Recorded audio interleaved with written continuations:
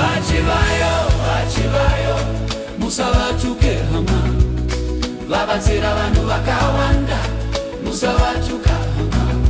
Vachivayo ngativape ruremekedzo, vabatsira vanhu vakawanda musavatuka hama.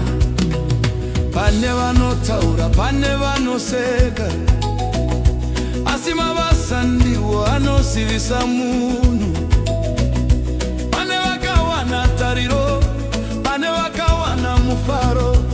Ngatirege kutonga nekukurumidza, ngatirambe tichiremekedzana.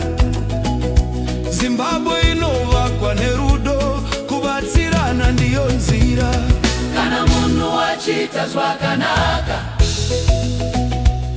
ngatimupe ruoko rwekutenda. Kana achisimudza vamwe, ngatirege kuva dombo munzira. Vachivayo musavatuke hama, vabatsira vanhu vakawanda musavatuka hama. Vachivayo ngativape ruremekedzo, vabatsira vanhu vakawanda musavatuka hama.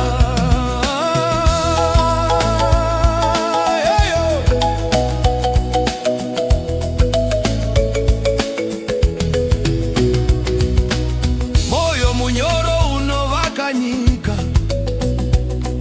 mashoko akanaka anosiyanaka.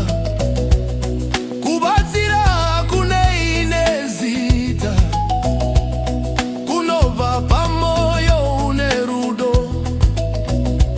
Ngatibatane ise Zimbabwe, tisimudzirane nerunyararo. Kana ume achifara, nyika yose inopenya.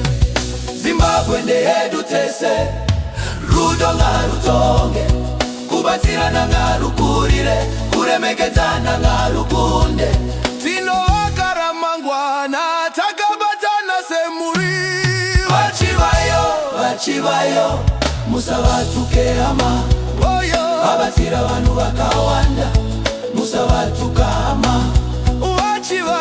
Vachivayo